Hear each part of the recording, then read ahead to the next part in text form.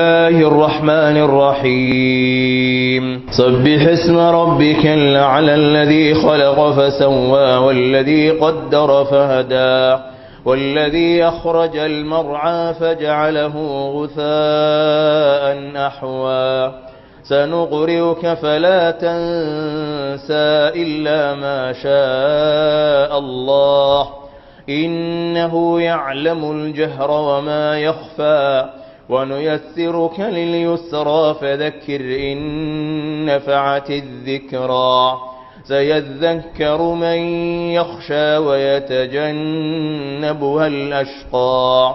الذي يصلى النار الكبرى ثم لا يموت فيها ولا يحيا قد أفلح من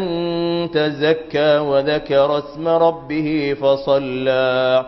بل تؤثرون الحياة الدنيا والآخرة خير وأبقى إن هذا لفي الصحف الأولى صحف إبراهيم وموسى.